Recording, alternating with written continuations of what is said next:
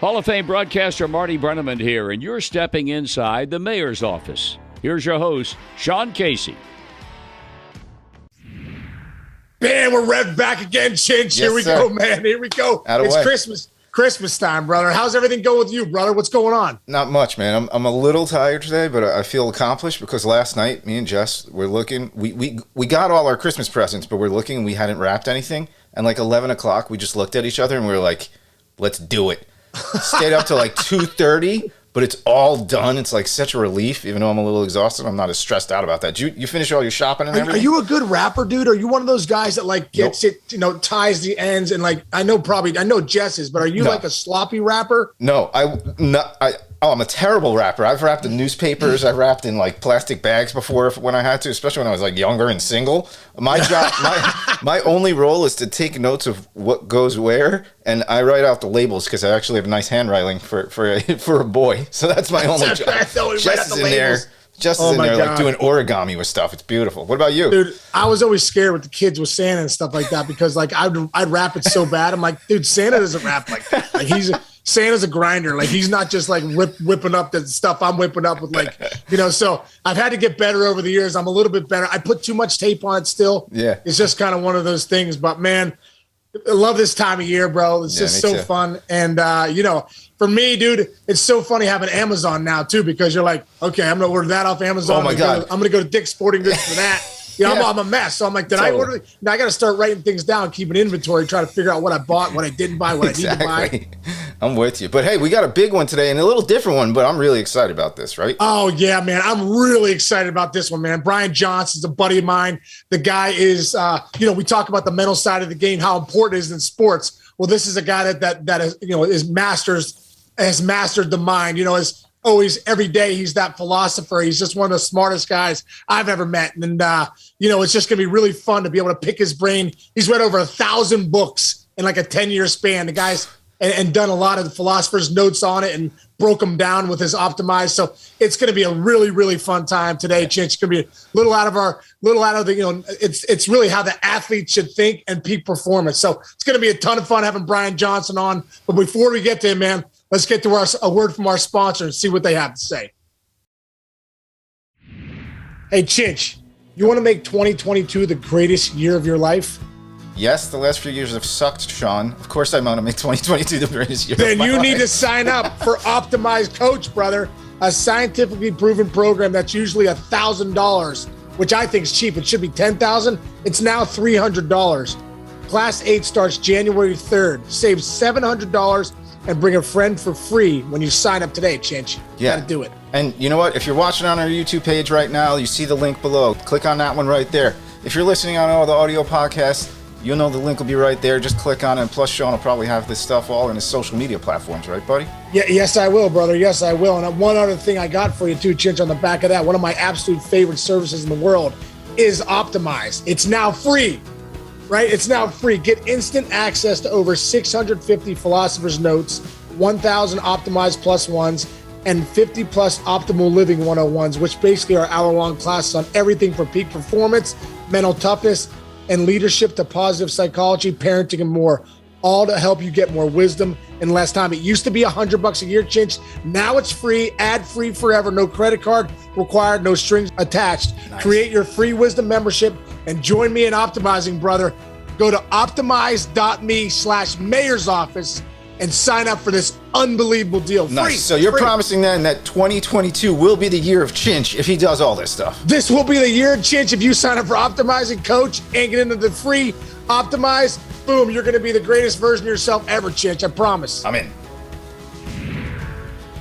All right, Chinchy. I tell you what, you know me, man. You've been with me for years at the network, and when I talk hitting, and you know me when we here in the mayor's office when we talk to all the guys that we have on. A lot of times we go to the mental side of the game because it's so important, right? It's so important, and that's the separator. How you think on the field and how you think off the field. The perspective you have on the field, the perspective you have off the field is so important. And today's guest is so important for that. I mean, this guy is one of the best in the business as far as the brain goes, the mind, that connection, that perspective. I want to give you the bio here about our guest first.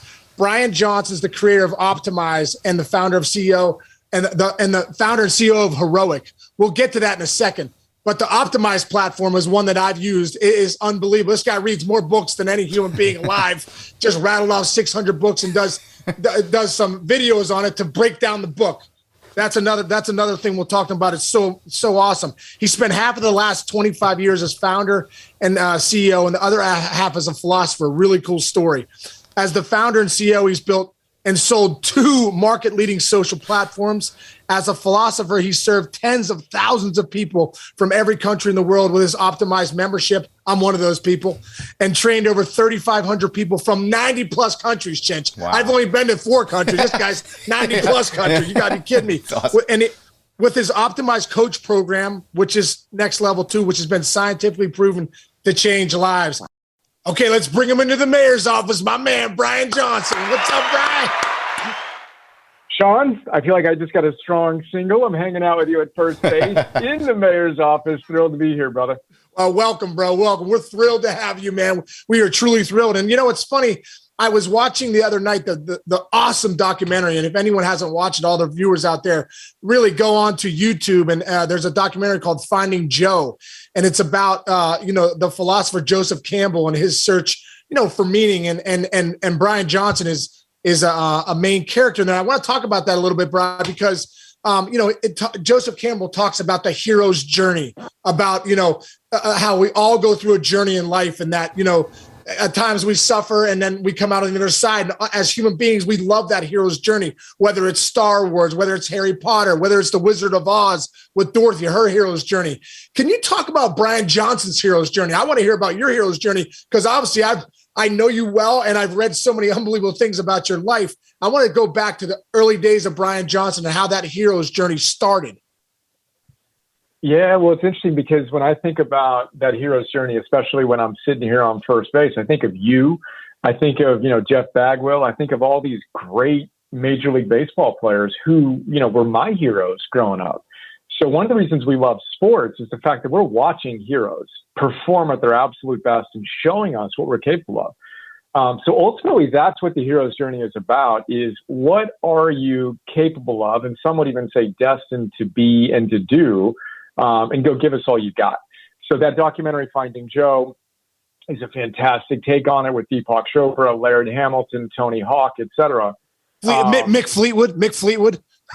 Yeah, he was great. Yeah, Sir Ken Robinson. I mean, his story is amazing. Just his willingness to go for it, and what you did. And again, all the guys that you have on this show, the amount of effort and hustle and belief and just mental toughness that you had to show up with is, again, why we love sports. That's what it looks like. So in my own life, as you said, I spent half of the last 25 years as a founder CEO, the other half as a philosopher, a lover of wisdom, etc. But grew up in a super conservative Catholic family, loved the Anaheim Angels at the time. Grew up 1984 All-Star game, I think it was, 10 years old, highlight of my life. But my family also struggled. Money. My father struggled with alcohol. His father struggled with alcohol. It's a big part of my story. And went to UCLA, first generation college student, and started my career. Knew I didn't want to do what I was doing. Went to law school, and I share this story in the documentary. Dropped out of law school, and the only thing I knew I wanted to do was to work with kids, to coach a Little League baseball team. So baseball has actually been a big part of my life as well. And in that, created my first internet company that wound up serving 3 million teams around the world, including Little League Baseball. Kind of like an ESPN for youth sports is kind of how I described it when I was raising money. But anyway, that's some of the stuff that, we can go into a lot of details on that. Brian, why baseball? Like, why not? Why didn't you come out at 23? Like, all right, hey, let's get lacrosse going. Why not football? Why was it baseball for you when you set at that time of your life? American sport, dude. Let's go. I was a good person. I grew up, Reggie Jackson on the Angels. His career, this is big time. Right. I grew up baseball was kind of a thing. It's just what I grew up playing, and like I said, I mean, you are our heroes. Yeah. And it's an important thing to recognize. And part of what you and I have been chatting about separately with Heroic is are all these guys we're looking up to who we see as heroes really worthy of that, and creating, and my work is mental toughness is a facet, but it's helping create great people, not just great performers on the field, but great human beings, in their energy, in their work, and in their love. But yeah, I've always just loved baseball, and I wanted to give back is the answer to the direct question of I wanted to give back. I wanted to burn my resume. I was tired of being on the hamster wheel of trying to impress everybody, going to a top 10 law school and doing all these things. And I wanted to figure out what I wanted to do with my life. And the only thing I knew I wanted to do with that team was work with kids, help out, give back a little bit.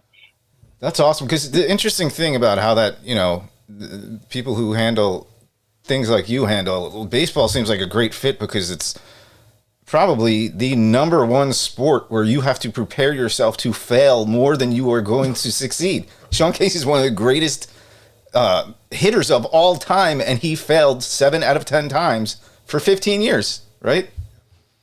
Yep, that's exactly right. I get goosebumps when you say that. And when we really get that, then there's that embrace of mistakes that all the great teachers talk about, of that willingness to truly have a growth mindset and go out there and just put in the reps, get a little bit better each time. But I just love that, 300, you're the best in the world. Like, what if we raised our kids like that, and that's what we teach our kids, and they jokingly go around the house of there are no perfect people. I'm not going to be perfect. And when they make mistakes, they're like, yeah, that's the 10,722nd mistake I've made. Rather than me as a kid, by the way, I was the perfect kid that, freaked myself out with even the smallest mistake. So yeah, I love that comparison to baseball, and so true.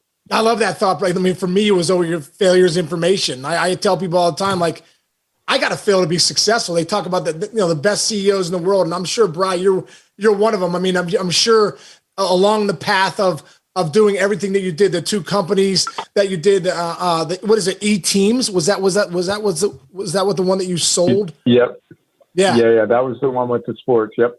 I'm sure there was so much along the way, even creating Optimize and creating Heroic now, all these things. I'm sure every step of the way, the failure for you was more of an information piece of how to move on. Yeah, I'm in the country, so we just got my still there. But I earned these gray whiskers that I've got, and I'm leaning in and pointing to my chin, and again, the greatest among us get that. So you get that, and Ray Dalio is one of the guys I admire, one of the wealthiest, people, most influential people, Bridgewater Associates. He says that there's a 5-step process to success. Step 1, you set an ambitious goal. Step 2, you fail. And you get data. He says exactly what you just said. It's just an opportunity to get more clarity. Then you recreate your process and you go at it again.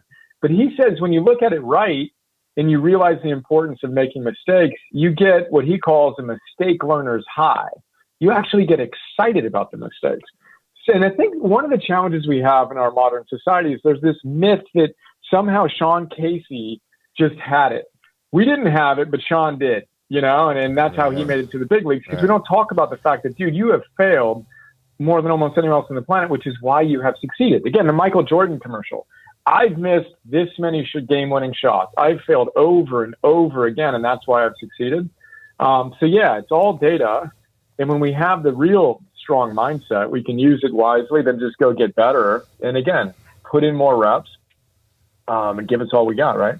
Yeah. Hey, can you stay there for a second? Because, man, for you becoming the philosopher after you had created those companies and you created Optimize, and, I know you've read over thousands of books, it's, I think you read 600 books in a 10-year span, but I know you probably read over 1,000. You said you read 120 books a year for 2 years, which is unbelievable. Like I'm grinding through a couple books right now. Like I can't imagine the speed reading that you have going on. Can you talk about that? Like, what was your mentality there, and how did you get in such a flow state to be able to accomplish that feat and then do what you did with Optimize? Yeah, I look back at that guy that read, the 120 books, and then I distilled them into the Philosopher's Notes, which were the 6-page PDFs, 20-minute MP3s, et cetera. And I look at him and I'm like, damn, that guy was productive. but I approached it the same way I think you approached your craft, which was, okay, what do I need to do in order to be among the best in the world at this, and to really create value for people? I didn't use email for years. I didn't even use my phone for a year. All I did was read and write and teach and repeat. So again, the same thing that I imagine you did is you kind of architected your career. You just dedicated your life to it. And for me, it was a deep, deep yes, Peter Drucker style, first things first, second things not at all. Let's go. What's important? And with that big yes, it's easy to say no to the distractions and then go get to work and hopefully create some value. Oh, well, you've created a lot of value, and not only value with what you did with Optimize with the Philosopher's Notes are phenomenal. All the books that you read, and you have a lot of peak performance stuff. I know George Mumford's one of your guys. I looked at a lot of the books that you did for the Peak Performance 101. It takes what it takes. I know the Talent Code. I know Dan Coyle well, and the Culture Code. Are there a couple books as far as peak performance goes? All those books that you read that a few athletes stick out and their hero's journey. Yeah, I mean, again, such a favorite topic. We've got a ton of books on mental toughness and then on sports and on peak performance. Anders Ericsson comes to mind. So Anders passed away recently, but he's the guy that came up with the whole 10,000 hour. Malcolm Gladwell popularized his research and called it the 10,000 hour rule. It was actually a little different than that. As an interesting side note, it was 10,000 hours to get to the point where you could actually start performing at a high level. It wasn't actually, oh, you're there and you're done. It was like you at like 19, it's like, okay, yeah, you got to the starting line, So I love Anders Ericsson, his book, Peak, Angela Duckworth's book, Grit.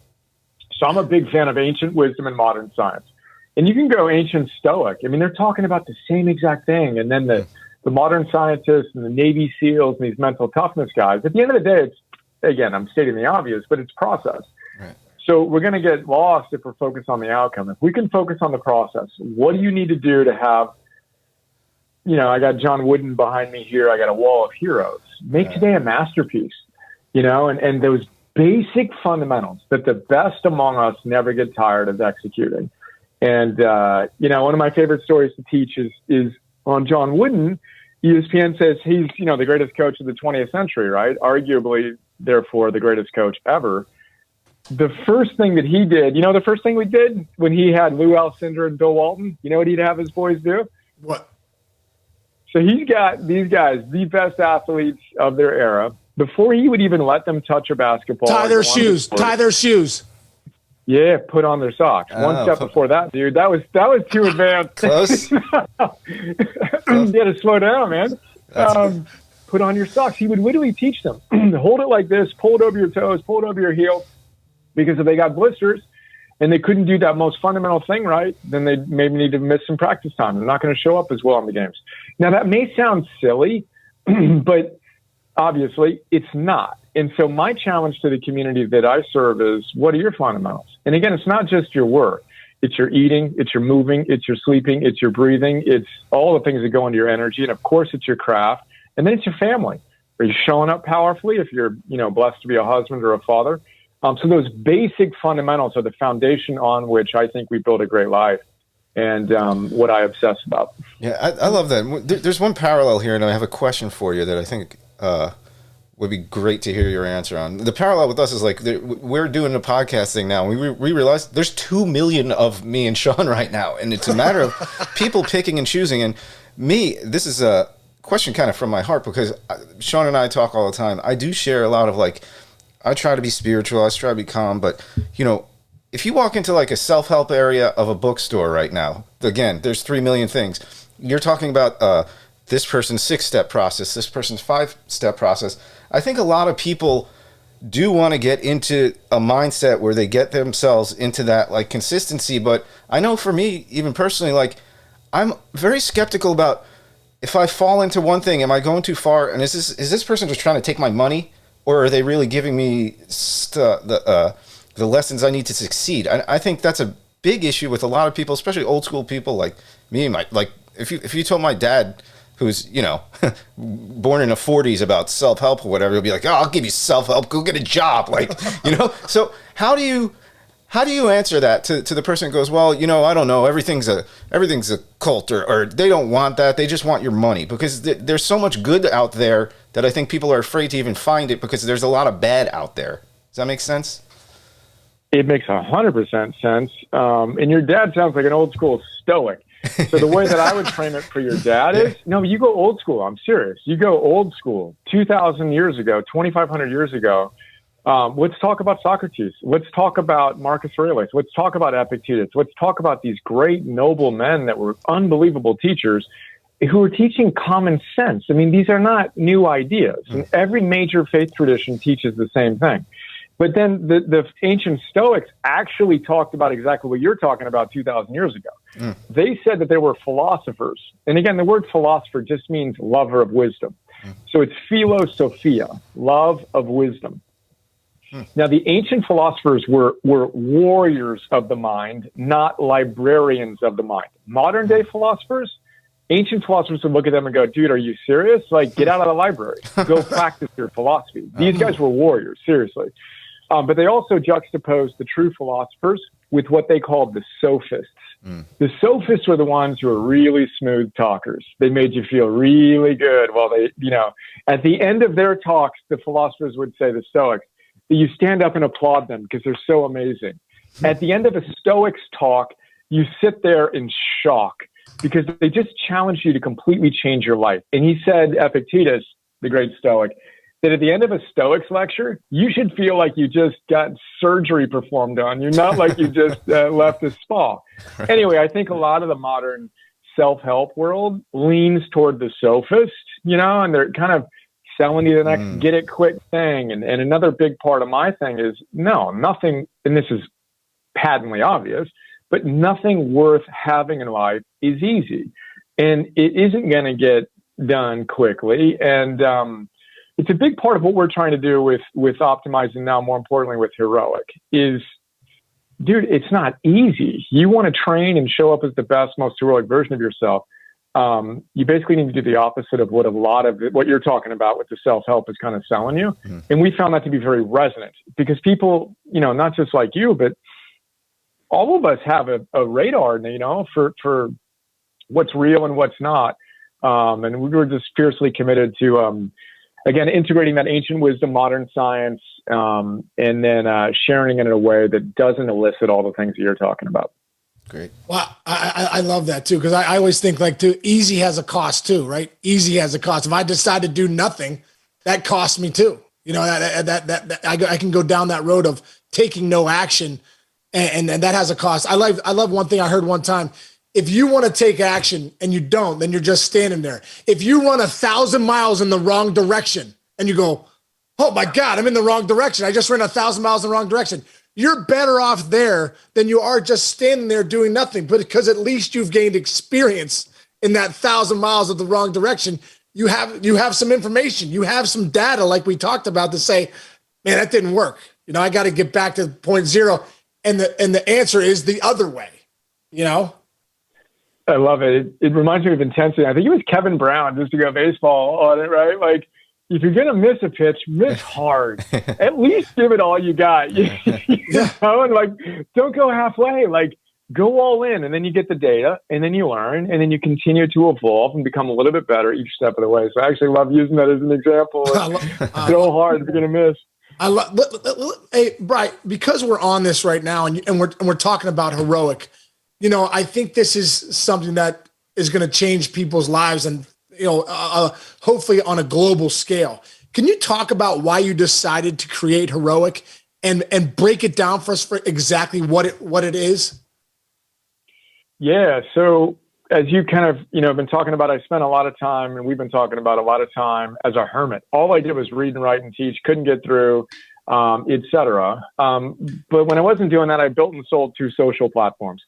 So I've waited for a long time for someone to create an alternative to Facebook, you know, and you look at the, you know, if you've watched The Social Dilemma, about what, Roger McNamee, you know, a great investor, describes as the unintended catastrophic consequences of the attention economy.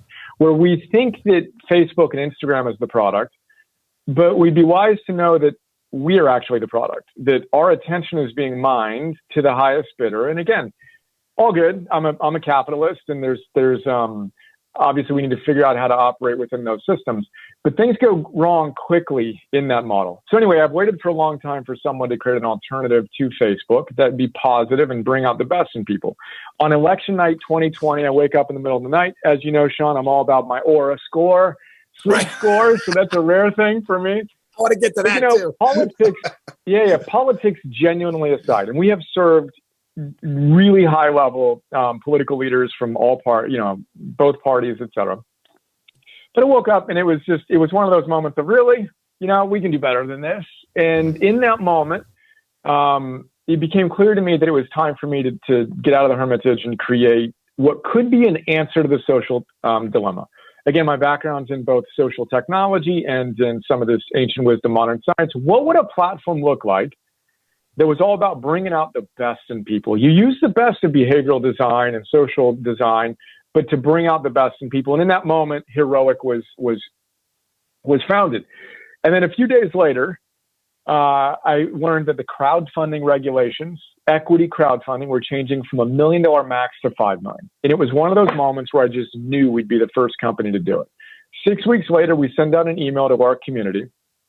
And Rich, I was thinking about you when you said that you just don't know who to trust. I have been very, very committed to not being that guy that's doing all the marketing, hustle, and all that stuff.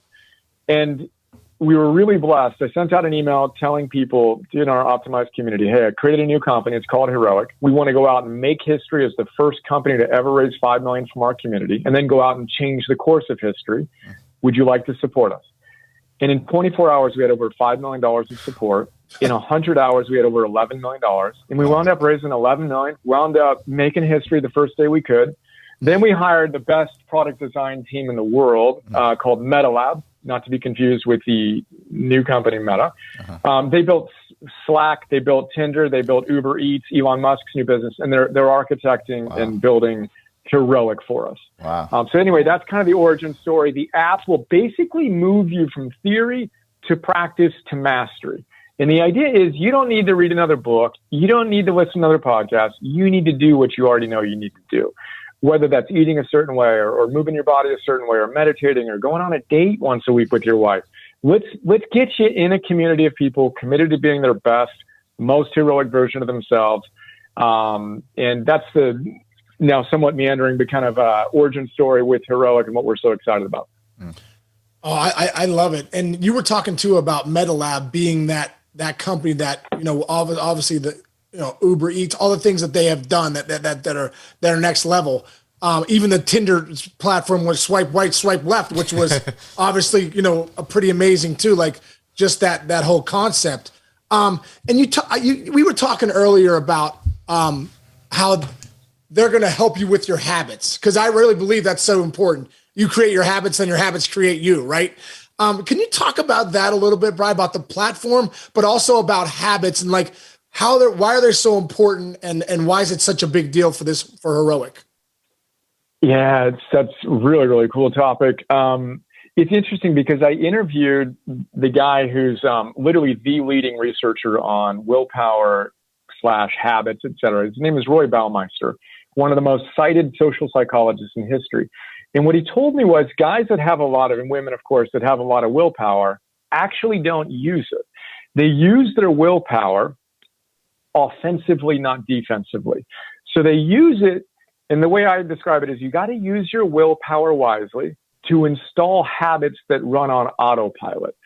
So you don't want to have to negotiate with yourself every morning about whether you're going to get up and go work out or do this or do that. For me, it's I meditate an hour every morning, then I work, and then I go work out, and there's family time here, and I end my day here.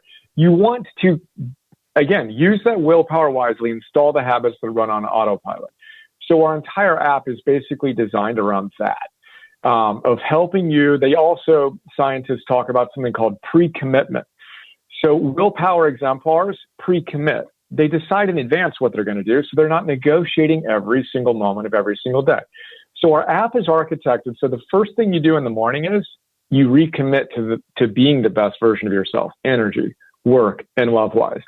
And I tell this story about Michelangelo and, the statue David. So very briefly, imagine it's like I think it was September 8th, 1506, Florence.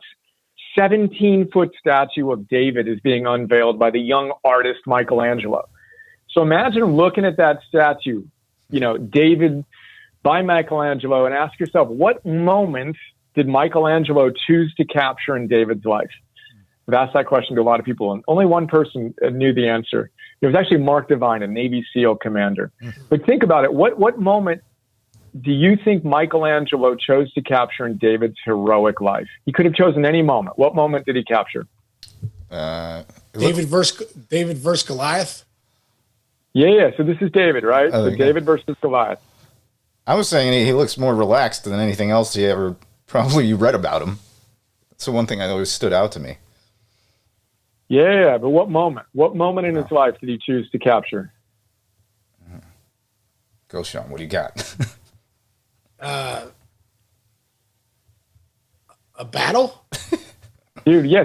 So no one's no. I mean, he chose not the moment after he defeated Goliath. He chose the moment that he decided, that he committed to stepping up. Because think about it. David's sitting there. He's tiny, dude. He's got a slingshot. And you got Goliath over there, right? Yeah. And what moment did Michelangelo choose to capture? You'd think, he chose the moment he won, right? Yes. He's a hero now. But he didn't. He chose the moment that David decided that he was going to step up and serve heroically. So that was correctly the most heroic moment in David's life. So the way we bring that into the app is you can't make that commitment once a lifetime or on New Year's Eve. You got to recommit to that day in and day out. And again, Sean, this is how you showed up at the level you did. You didn't show up and train when you felt like it. You showed up especially on the days you didn't feel like it, and that's why you were able to create the career that you created. So our whole thing is, look, we're facing historically significant challenges right now, individually and collectively as a society. Even this whole TikTok bombing things that are going on in school, this is insanity. I mean, we have not just pandemic levels of, recovering from COVID-19. It's anxiety, it's depression, it's political polarization, everything. So our whole call to action and why we were able to get 2,500 investors from 75 countries to support us is people want to see a better world. And so our challenge in the app is don't make that commitment on New Year's Eve. Make that commitment every single morning. It's 1 minute. And we get this little cool tap, tap, tap thing that MetaLab designed for us. And then you commit to, I'm going to do this, I'm going to do that, and I'm going to do that today. In my energy, in my work, and in my love. We call it the big three. And then when you do it, MetaLab, it's a two-step process. You commit and then you hit all day, every day. And the Tinder swipe thing that you mentioned, Sean, we've talked about this, but swipe right, swipe left. I've been with my wife for 15 years, never used it, but they came up with that. Right. So we've got our equivalent of this really cool haptic thing of hitting the target and getting a splash of dopamine where you get addicted to doing the virtuous thing, to doing the right heroic thing in the moment. After you committed to doing it, et cetera, et cetera. So anyway, that's the basic idea. And, you want a great life. It's all about those basic habits and making them consistent. And we're excited to integrate some wisdom. And then the community, the fastest way to change your life is actually not to read a book or to even change your habits per se. It's to join a gritty community. When you connect with people who have high standards, boom, you become a better person. So that's a big aspect of our training platform is making it social. And I can't wait to connect with both of you guys. I trade messages, my aura scores every morning with a guy named Brandon Geyer, who, World Series with the Indians back in the day, announcer dubbed him La Piñata because he'd been hit by so many pitches every day. I'm sending him my aura scores every morning. It makes me better. As I told you, Sean, I got tired of telling him, I did that again. No, after the second, third time I told him that, I'm like, that's the last time you're going to hear it. So coming together, having a social community where we're all going at it and giving it our best is what we're so excited about. And there's so many things we can talk about there with sports too, but I'll be quiet knowing I just said a ton.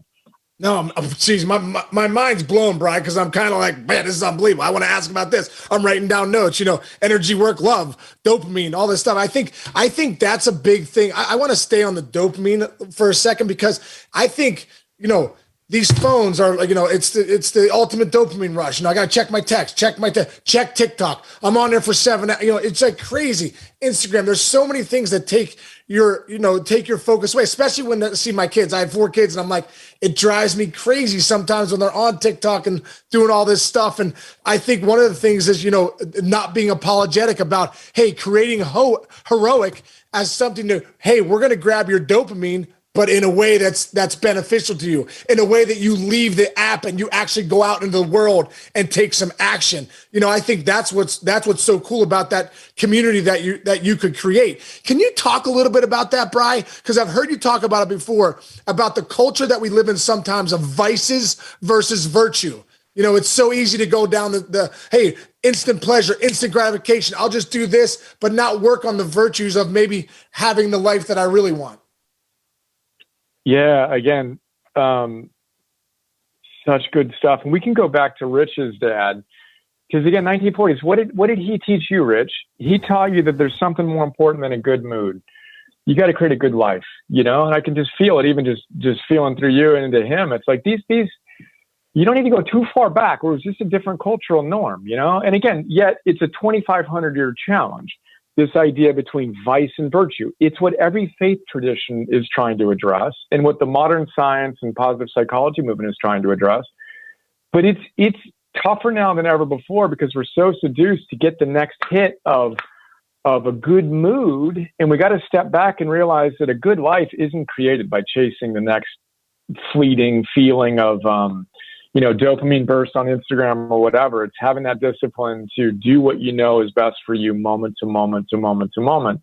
And again, our challenge with the app is to make that cool. So how do you make virtue cool? It's the same challenge that a friend of mine, Joe DeSena, who started Spartan Race. We've talked about this of like, how do you make it cool to pay to go get muddy and to go over and under obstacles, and everyone's bubble wrapped, they want an easy life. It's like, come on. And at the end of the Spartan race, don't you sometimes you get zapped? They got those like wires. You're like, all right, let's get the Spartan race. At the end, let's just get zapped real quick in the mud, Yeah, why not? Because that'd be fun. Yeah, exactly. Well, on the part of, you talk about creating habits and you talk about, having to do things daily and that really, get your mind to a place, I'm big on like, man, how do I take the anxiety or stress that comes into my life at times? And what tools do I have to really calm that down? Or what tools do I have to really push past that? Right. And, I like the phrase emotion creates emotion, movement creates improvement, all that stuff. But you're big on meditation too. And I know for guys, for me, part of and we were talking about too, process, not results. Part of my process at 6 o'clock before a baseball game was at 6 p.m. for a 7:05 game. I'm by myself. Even if it was on a away game, I couldn't find anywhere to go. I'd go to a bathroom stall. When I was home in Cincinnati or wherever, I could find a room. And part of my process was I had a Bible verse that I would read every time so I could keep perspective of like, hey, there's more to life than just baseball, right? I'm going to go out tonight, do my best. I'm going to grind. But at the end of the day, my life is my life and it's okay. I would read the mental game of baseball. There was a part in there I'd read on mental discipline of how to really dumb it down and see the ball, be easy, slow the game down, get into that flow state. And the third thing I did was I would meditate. I would meditate anywhere from 10 to 20 minutes because that's the time that I had. But what I found though, Bri, is that when I started to meditate, it was amazing how I would walk out of that room and I felt like I'm now ready to play. I've now put myself into a state that it's 6:30 at 7:05, I'm now ready to go. So can you talk about that? Because you're a high energy guy, a high commitment guy. You've a very successful guy. But you meditate an hour in the morning and an hour at night. Could you just talk about why is that so important to you? Dude, I love everything you just said and just the process and kind of getting in behind the scenes. And by the way, that's something I want on Heroic, where, Instagram, you go and you put up your selfie of your 6-pack. Okay, cool. But what did you do to get that? And what did you do to get your mental toughness? Because I want to see that you did this and then you did that and then you did this and that. And we met, I believe it was Brian Kane who introduced us, right? Yes, yes. And, he worked with Corbin Burns. And he shared with me some of the habits. And Corbin has talked publicly about what Brian and him have worked on. And I'm, have talked to Corbin about this, and we're talking more about it this week. Just that, what are you doing? What are your habits? What are you doing day in and day out? And imagine me as a kid growing up and seeing what Corbin Burns does. Oh, Corbin, no. What Sean Casey does when you were playing. Imagine that, where you actually can tell kids, no, guys, this is what I do. I show up, I hit this many balls. Boom, I did it again. That's like me. I'm building my self-image. I'm building the trust in myself. Before a game at 6:30. You do exactly what you just said. Imagine how cool it would have been for me as a young kid growing up to see my hero, and I get tears in my eyes right now, showing me how hard he worked, that it wasn't because he was somehow unnatural. Yeah, he had talent, of course, but he worked it. Anyway, I'm really inspired by your story, and I connected with Joe Dumars over the last month. He said the exact same thing. NBA Hall of Famer, Bad Boys. He would find a quiet place to go before every single game, and he'd lay down and he'd do something almost identical to what you just described, but his own take on it. To find that, what George Mumford called that center point. And George, if you may not know, was brought in by Phil Jackson to coach Jordan's Bulls and Kobe's Lakers, and to teach them mindfulness, and to teach them how to find that tranquility in the storm.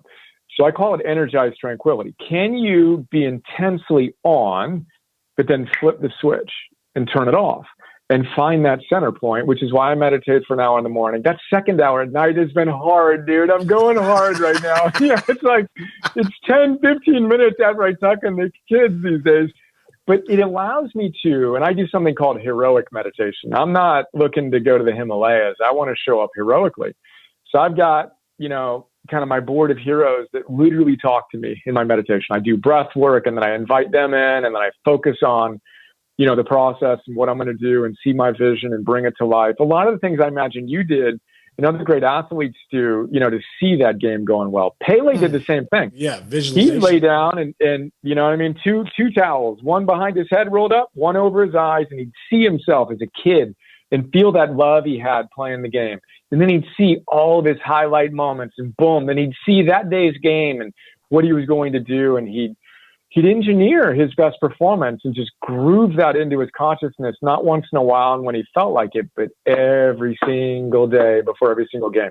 Anyway, that's a big part of my life, is that consistency and being able to be on and off. And training your recovery is another big thing we talk a lot about, that I know that you had to excel at to have the career that you did, and that people take for granted as well. And again, so many things we can talk about there, but I'm just fired up hearing how you showed up, and then imagining, having a platform where that's what we're seeing, is what mastery looks like, whether it's in sports or entertainment or, teaching or parenting or whatever the domain is. This is what it looks like, and this is what it takes to show up and be your best. Right. God, there's so much awesomeness here, dude. I'm like taking more notes on top of my notes. It's unbelievable. Now this stuff, like, I'm excited about something like heroic because of my kids, right? Like, I want to give something to my kids. Like, this is how you create habits. This is how you join a community. This is how you show up for yourself. You have the power. Like, like I say, happiness is an inside job. We all have everything we need sitting right here in this chair. How do we tap into it? I think is the biggest part of that. And like, what do you tell parents? What do you tell kids that are maybe a little younger? Is there advice that you give those kids to get them kind of going in this direction? Yeah, again, so many things to talk about there. We just got a bunch of messages from within our community regarding this stuff that's going on TikTok right now, and how desperate parents are to have a social platform they actually want their kids on. And so a big part of what we want to create is that environment. So our kids, we're training heroes. This is what we do with heroic. You got to train them young. You want to change the world? Well, go show up and be the change you want to see, and then go raise kids who are going to go out and make a difference in the world. So our kids are already doing I was saying, you pre-commit in the morning and you say, I'm going to do this today, and I'm going to do that, and I'm going to do this, and tap, tap, tap. And you get a little dopamine hit in the commitment. Then you go get a dopamine hit with the swipe hit. Where I got this video I'll send to you, Sean, of my son who's 9 years old, Emerson. committing to doing kind acts today. He just wrote it down, and he put a little bullseye target, like an archer's target, and he tapped it and tapped it and tapped it. So one of the things we want to do is create almost like a Disney Plus like family plan or Netflix family plan, cool, where even young kids can log in through their parents' account and actually hit virtuous targets. My CFO sent me a video this morning of his like 5-year-old, 4-year-old doing his first deadlift. It's just awesome, back straight, all legs. Like, imagine that 5-year-old who's a fan of an NHL star, and he sees that he's doing this and he wants to be like him. So he's committing to his energy, and his work is school. So he's celebrating when he does deep work on his homework, and he's celebrating when he's nice to his sister, which is another big thing in our family, is be nice to your sister, right? That's in my family too. Yeah. Yeah. Right. Anyway, there's ways to make this fun and to make it cool and to not make it lame, to go back to your point, Rich, where you're embarrassed about it. I bought, God bless Tony Robbins, I've learned a lot from him, but when I bought his stuff after being seduced at a 2 a.m. infomercial 25 years ago, I buried it in the closet. No one knew I had that. I don't want anyone to know. I was there. Dude, our brand with Heroic, literally we spent months with MetaLab. Tesla for personal growth. Dark mode. How do you make it cool? We don't have blue skies and white puffy clouds. Dark. It's hard work. Go do the work. And let's make it sexy and something that's as beautiful and elegant and compelling as any of the other technologies being out there. And again, it has to be, if we're especially going to get the next generation, it's got to have that thing to it that makes it compelling. Yeah. You hit me on something that caught my attention twofold. One, like, it's funny, when I was a kid growing up playing sports and whatever, when I was young, let's just say from like 6 to like 12 years, 13 years old, I was drawn towards the best. I want to be like Mike Trout, Barry Bonds, or whatever. And the older I got and the more experience I got in my life, the more I looked forward to seeing like the 29-year-old guy who was in a minors and just made it to the big leagues and has like a 4-year amazing career. Was almost like I was drawn way more towards that underdog or the guy that needed to fight, because you could experience his journey and appreciate it, because life is hard. And it's funny, last night me and my wife were watching football, and she turned to me and she goes, "You think if Aaron Rodgers played for the Patriots, we'd be talking about him the way we talk about Tom Brady now? Like, is he just as good?" And I was like, it was such a great question, because I'm like, I do. First of all, I think they're a very similar level, but the actual answer I gave her, I said, there's just something about the aura of the process that Brady had. Like, most of the other all-time quarterbacks have been all-time quarterbacks since they were 10 and 12 and 15, and they drafted one. His story is just almost puts him above and beyond, because it seemed like it was harder for him. I'm not going to take away, I bet they all probably worked equally as hard, but it's just the fact that, like, keep pushing, like, is, I think, the thing that makes Tom Brady, you talk about Tom Brady like Michael Jordan and all those guys now. What's your take on that? Well, again, this is so brilliant. And this is where Angela Duckworth, the great researcher, actually has an equation for greatness, essentially, and grit. She says talent times effort equals skill. So talent is important. Like, if you do not have talent, doesn't matter how hard you work, you will never have a really high level of skill. Yet talent is only one part of it. You got to times that talent by effort, then you get skill. Then she says you take the skill and you times that by more effort, and then you get achievement. So effort counts twice in her equation. And so what I think someone like Tom Brady exemplifies, and the people we admire, frankly, everybody at that level, Aaron Rodgers, Tom Brady, anyone at that elite level, has put in so much effort, it's insane. Right. Yet we think that they were born a hero. Even Michael Jordan. Everyone knows he was cut from his high school team. And again, it's a little bit more nuanced than that.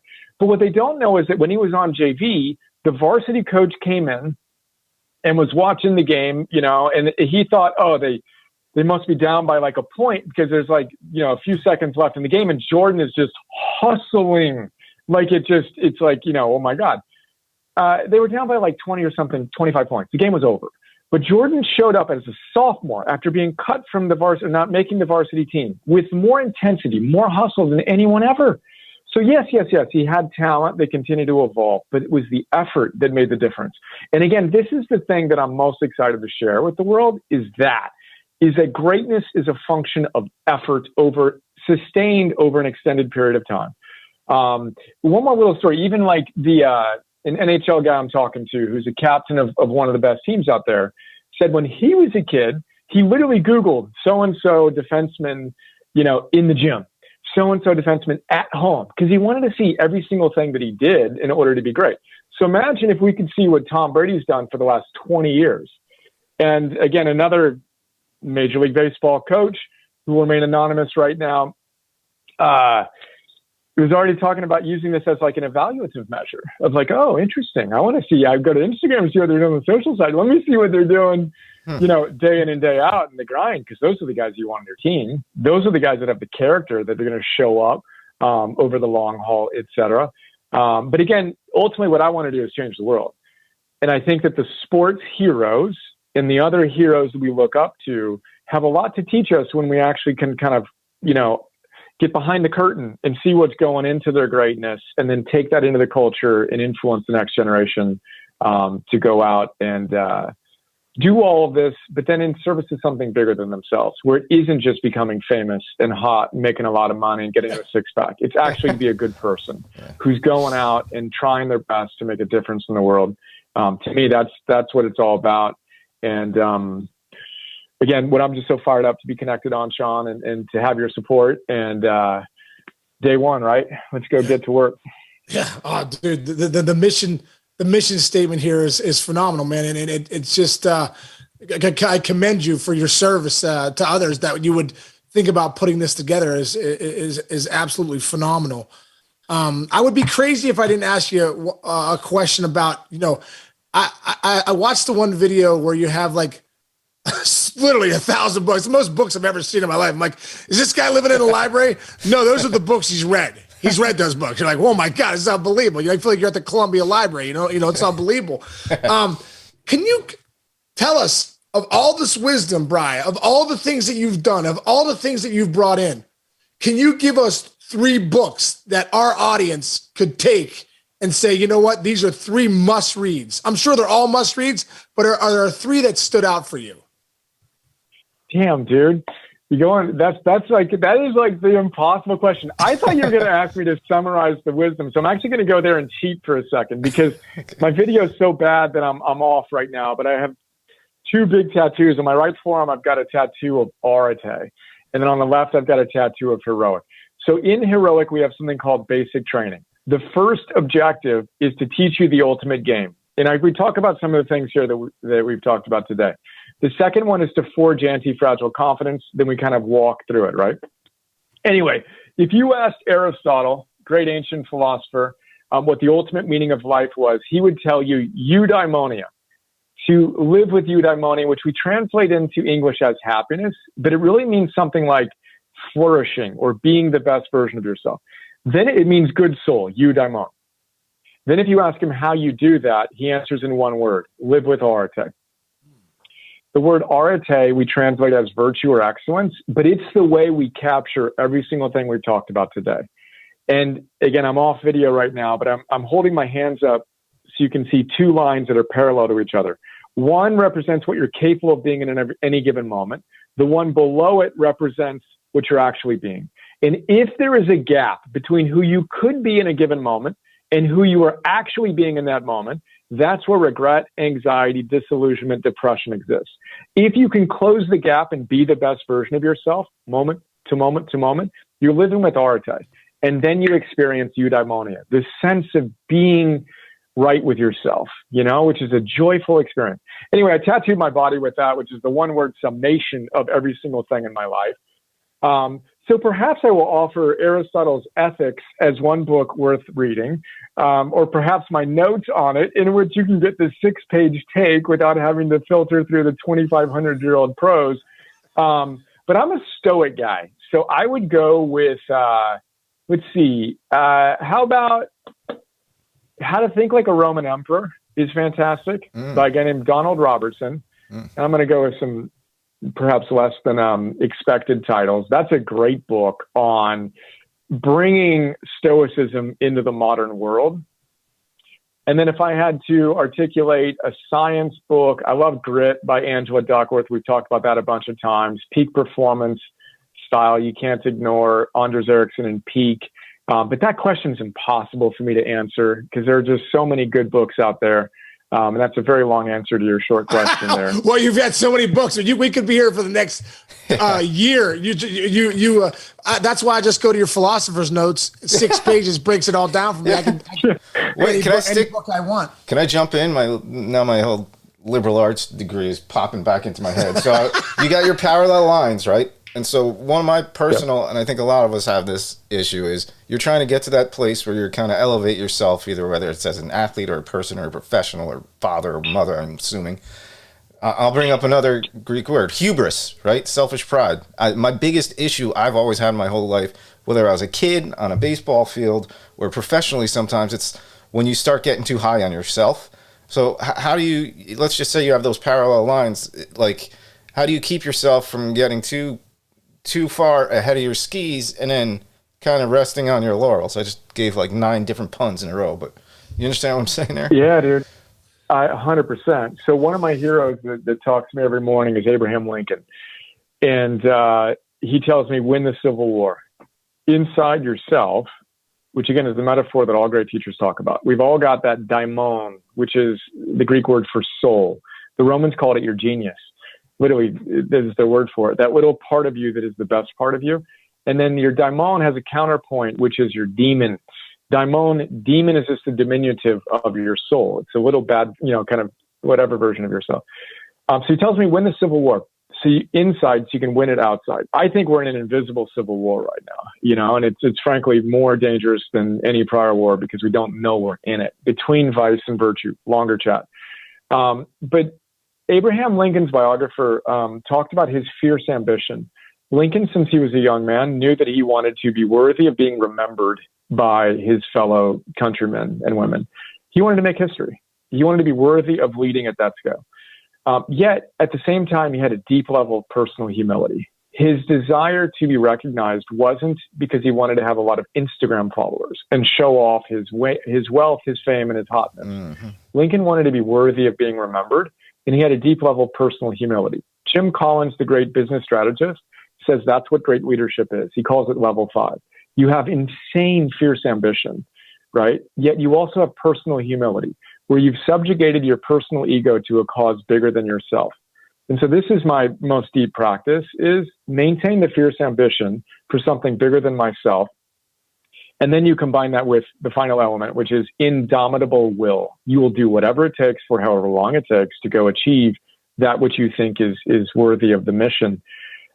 Anyway, for me personally, the hubris is dealt with meditation. You sit there. I mean, again, when you have the humility to say, I'm never going to have it figured out, and I need to be worthy of being in a position to actually lead at scale, then you chip away and you have that discipline, to show up. Again, Jerry Rice comes to mind right now. So Jerry Rice, you talk about a fierce, ferocious competitor who showed up with intensity every day. He sets the all-time touchdown record Sunday night. What does he do on Monday morning? He shows up an hour before everybody else at the field because that's Jerry Rice. That's who he is. That's what he does. That's humility. That you don't get to a place where you're ever done. You realize that it's today's the day. One final thought on that. I carry in my wallet a card that I got from a dear friend who's an extraordinary Navy SEAL, the former highest enlisted Navy SEAL, right? Force Master Chief, just an amazing guy. He and his guys gave my son and I a tour of their Navy SEAL facilities. And he gave us a card that the Navy SEALs get when they graduate. So you go through the most rigorous military training in the world. They're trying to kick you out and come close to destroying you. At the end of that, they give you a card which says, congratulations. Now you need to earn your trident every day. Every single day, you need to be worthy of this trident. You didn't get there and you're not done. Every single day, you need to show up and be worthy. I think that's it. That to me is what it's all about. And then you have the groundedness to go after it. And I found that to be what's kept me sane. And, you work the protocol, whatever it is for you. The worse you feel, the more committed you are. The better you feel, the more committed you are. And that discipline, I think, is how we earn true confidence, which literally means intense trust. I know I'm going off right now, but confidence means intense trust. And not intense trust that things are going to go perfectly, but that it doesn't matter what happens. You have what it takes to respond to it. And the only way you can ever earn trust in any relationship is to do what you say you will do. So if you say you will meditate or move your body or hang out with your family without technology, perfect, do that, earn your trust. And then I think there's that grounded sense of ambition to deal with that hubris that we're all going to feel when we go for it, Anyway, said a lot there. What do you think, Rich? I love it. It made sense to me. Yeah. You're getting me fired up, dude. Yeah. Good. It's funny, really quick, talking about confidence. I like what you talked about there, like that trust, and also like the trust in yourself. I always say, like, I'll just use my kids as an example. My sons are both playing college baseball, and I say, listen, like, you get better on your own, right? You get better when you're in the cages hitting by yourself, not because it's going to make you a better baseball player because the repetition is the mother of skill. You're going to develop the skill. But at the end of the day, you're developing confidence. When you can do something you say you're going to do every day and show up every day and develop that skill, you're developing confidence. So when you show up tomorrow with the team in practice, there's something different about your mentality. There's something different about, that you paid the price, or that you didn't take a walk down Easy Street. You actually showed up by yourself for an hour and 20 minutes, and you hit a couple buckets of balls. So I just love that. Like, when you do things, when you show up to meditate on your own, when you show up to eat well on your own, the things that you show up to do, to sleep well on your own, you're really building confidence in yourself to say, man, I got this. Like life is great, and I am grateful for that, and I'm going to show up. So that was my 2 cents on it. It's not Philosopher's notes, but you know what I mean. That was my 2 cents on confidence right there. No, wait. One other thing too that I was thinking of when you were bringing up that point before is when you're talking about the commitment to each other and all that stuff. That I thought about that '99 Reds team you had, Case. Yeah. About all the people kind of collectively. It sounded like you kind of just described the perfect recipe for a good team locker room environment too. Yeah, well, we were picked to come in last place. We had a great mix of veterans, veteran guys like Greg Vaughn and Barry Larkin and Pete Harnish and all these guys. And we had a lot of young guys. Me and Aaron Boone, at the time we were young. We're not young now, but Aaron Boone, Dimitri Young, Pokey Reese. And we came together as a unit, and we started to win and gain some momentum, and we really had each other's back. And I think that's so true about the community that you build, and that you become the average of the 5 people you hang out with the most, or the 25 guys you hang out the most, with the common goal to win every day and have each other's back. And we ended up winning 96 games. We fell a little short, but we were supposed to win 70. you know what I mean? Something ridiculous. So. And by the way, these are the mayor's notes, dude. They're way better than the philosopher's notes. Let's go. The guy who's been there and done that at your level, and super inspiring with your boys, and just that's exactly it. And then you're anti-fragile, which is what I throw above the confidence. Then not only are you, so there's fragile, which means you break the moment things get hard. There's resilient, which is, a little bit better. You last longer, you bounce back faster. But Nassim Taleb talks about the opposite of fragility. It's anti-fragile. Then the more life kicks you around, the stronger you get. And that's the point at which I think our lives change. When we know we have what it takes to do whatever it takes, no matter how we get rocked. And that's the ultimate foundation on which a great life is formed. And again, what you've done both consciously and unconsciously to perform at such a high level, with your meditative practices before the games and showing up and doing all that. And what's exciting for me to hear from you, and why it's always so fun for me to engage in these conversations, is like really high performers across these different domains share so much in common. And again, to share that with the world and to show what mastery looks like is really, really exhilarating to imagine as a catalyst for change. Oh, Brian, I love that. And I love what you said too about the anti-fragile, because I think we're in such a society, especially with social media now. It's such you're driven sometimes by fear of what other people think oh man, should I post that, or should I say this, or put myself out there, or whatever. And that anti-fragile commitment to yourself and that confidence says it doesn't matter. I'm going to put it out there because I feel it in my soul, in my heart, and if it can help people, I'm going to put it out there. So if all of us could stop, go down the road of not having people pleasing and being scared to put things out there and develop that anti-fragile mentality, man, you want to talk about power. That's some serious power. This last thing we have is not, this is probably the opposite of Philosopher's Notes. This is called the 9 and 90 of the mayor's office. It's really a fun thing we do at the end where Chinch will ask us both questions, 9 questions, and I'll go first and you go second. And there's just a little bit of fun. And Chinch, did I explain that right? You take it away, my man. That's as close as we get to explain it. It's this or that questions.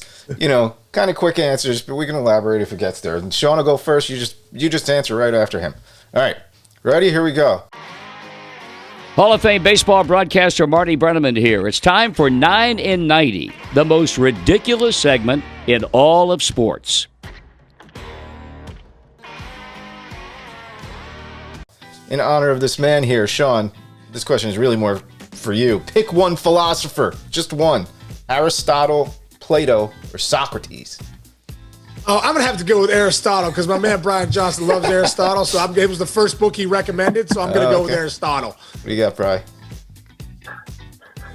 Yeah, I'm all in on Aristotle as well. Let's go. I love this. All right, great. All right, Case, would you rather own a race car or a monster truck like Bigfoot?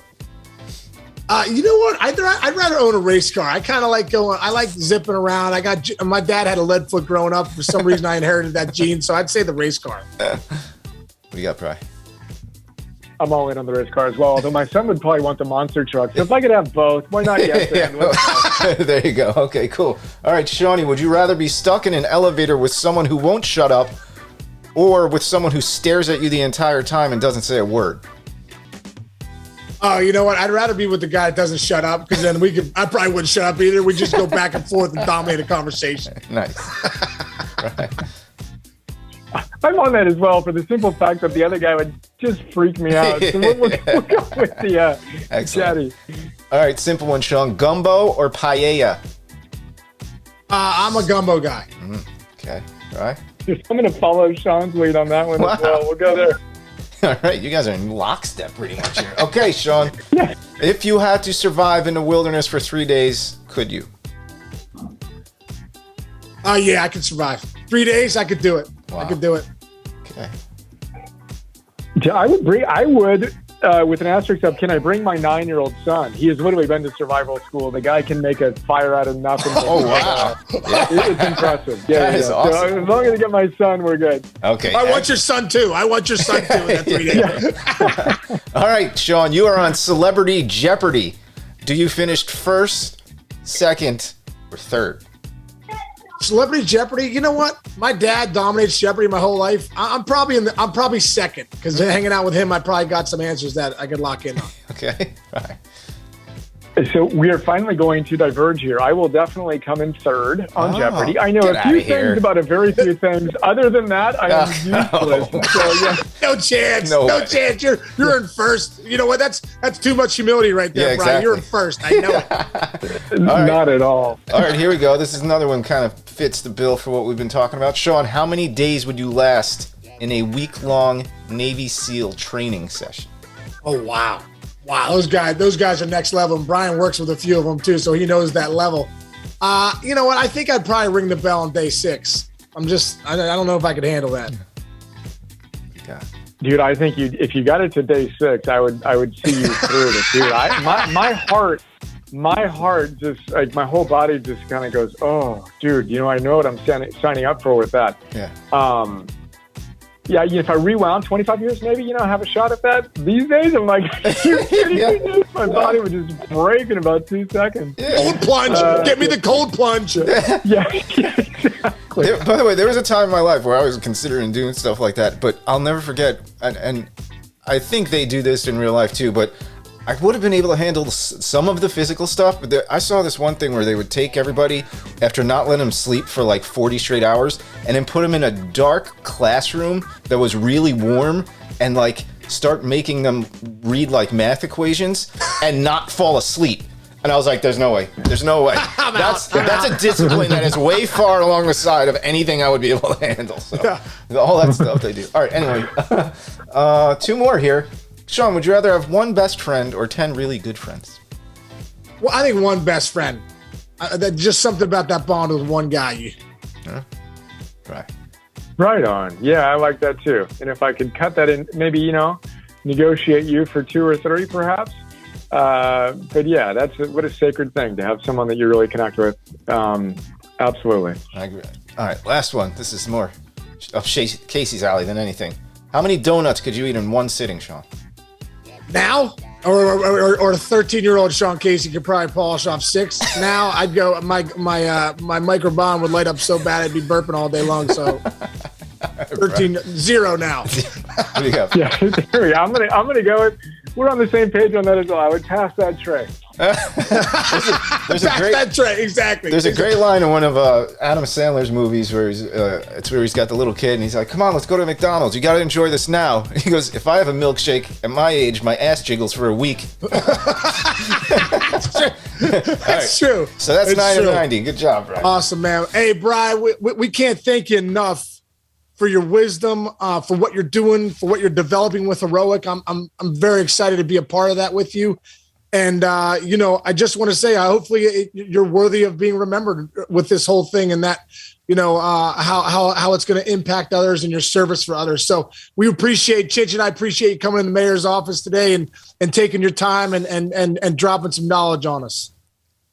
Man, I had so much fun. I'm so grateful for you and so thrilled we're connected. And, just really look forward to deepening our friendship and doing some great heroic work together. Rich, great to meet you. Same here. Day one. Let's go. And the next thing I need to find, Brian, is how you get such good sleep scores on your Oura Ring. That's my next thing. I'm coming after you. I want to know all about it, okay? 95 this morning, dude. Set the pace. Let's go, brother. I think I got 83. I'm way back. I'm 12 back. All right, man. Brother, I will talk to you soon. Again, and thanks so much, brother. Appreciate you. Case, that was cool for me because it's interesting for me to see, because I've known you for so long and you've always talked about like the mental side of your game and how you did those things, and to see you kind of interact with somebody who's kind of a pro at that is interesting. Well, you know what's so cool, Chase, looking back at my playing career and creating some of those habits like meditation. Like I said, I do a scripture reading the Mental Game of Baseball. I read the Mental Game of Baseball book, part of it from when I was 16 years old till I was 34 every day. Wow. Not kidding. But it became a habit of mine. And what's so funny is I needed all those things to perform at that highest level. I needed all those things to try and slow down and calm myself and breathe and get in the moment and like go pitch by pitch. So I think when I was younger, it was more I figured out that this really works. This stuff really works. When I do this, it translates. Now I realize, when I take action on this stuff and I do it in my life, it really works. When I take time to meditate, even if it's a minute or a big deep breath or 5 minutes, it affects me during the day. You know what I mean? When I sleep better and I track my sleep, it helps me a lot. When I exercise and move, if I don't move and do something every day, my mood's definitely affected. My anxiety is definitely different. So I just think all these things are really important as far as how do we go about our days and live our life. And that's why it was so fun having Brian Johnson on, because man, just so much wisdom and knowledge that he has in that brain. Yeah, totally. And I appreciate him.